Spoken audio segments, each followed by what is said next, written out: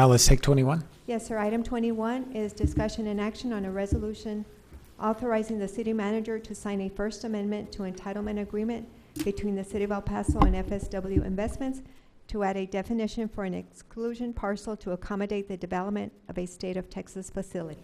Motion to approve. Second. All right, we have a motion and a second. Good morning. Good morning, Mayor, Council. Bill Allen with Economic and International Development. We're going to be discussing today, I'm going to wait for the Presentation. Yeah, wait for it to come up. There we go. Yes, we're going to be discussing a possible amendment to the Campo del Sol entitlement agreement in support of a 45-acre sale to Texas DPS.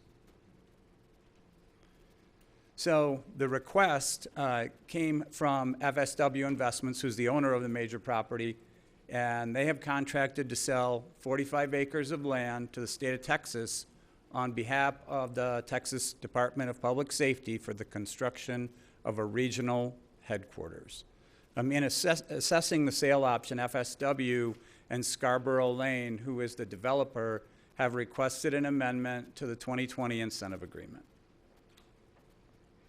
This is the master planned area. It is 2,300 acres in total. 9,000 homes are to be built. There are 300 acres of commercial space and 135 acres of parkland. The red circle that you see in the bottom left indicates the location of the 45 acres. The facility itself estimated at 82,000 square feet plus an additional 8,000 square feet for a driver's license mega site. This will provide training capacity to serve the entire DPS Region 4 area. In addition, we will be able to put in a state-of-the-art crime lab, which will serve 92 law enforcement agencies, and obviously with that being so close to us, decrease the forensic processing times and help clear cases faster. In addition, this size will allow for adequate space for existing 300 FTEs that are located around the area, but also provide space for 200 additional FTEs.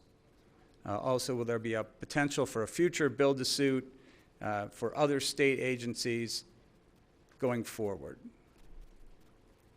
Economic impacts of this program. So the developer does not expect any impact on the delivery of the entitlement obligations. That means that they will be able to maintain the commercial acreage and also meet the minimum residential units. In terms of dollars, we're estimating $18 million of indirect impact to the El Paso economy, largely the 1,500 temporary construction jobs, but as I mentioned earlier, the 300 retained jobs and additional 200 jobs. And I don't know if we can quantify it, but it certainly will bolster the local public safety services.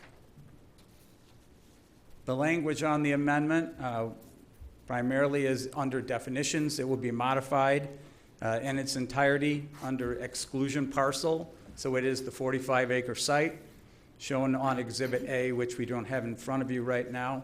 It's included within the property and subject to the development standards and all other obligations, except for purposes of calculating the available TOURS revenue. Important to note, the completion of the construction by the state of Texas shall not trigger the 25-year reimbursement period for Pod 3. Our requested action is approval for this amendment to the March 17, 2020 entitlement agreement with FSW Investments in support of planned development. And we have a couple people here. We have someone from FSW Investments and also from the Texas DPS, if you'd like to hear from them as well. Yeah, I was going to recognize that we have Director Sanchez here from DPS if he wanted to come up and say a few things.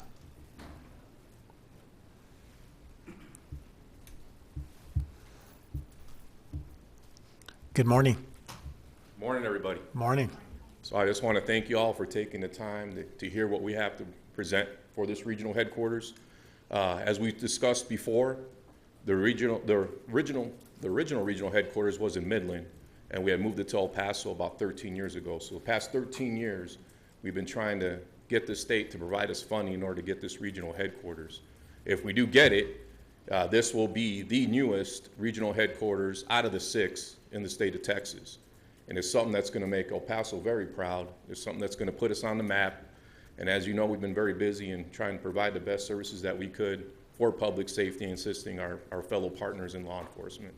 So we greatly appreciate your time and your consideration. Thank you, Director Sanchez. We appreciate everything you're doing, too. Representative Trejo?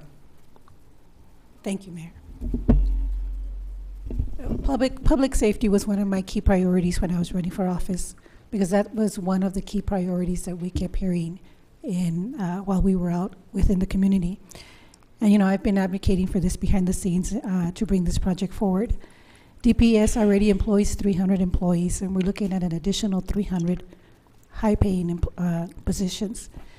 I just want to repeat here what he had already mentioned is, you know, to retain 300 existing jobs and create 200 new jobs, generate an estimate 18 million in indirect economic impact, support 1,500 temporary construction jobs, and improve forensic processing times.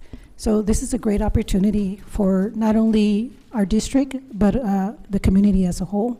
And so I want to ask my fellow council members and city staff for the support and helping us make this possible. We're one step closer to having the regional office headquarters here in our community.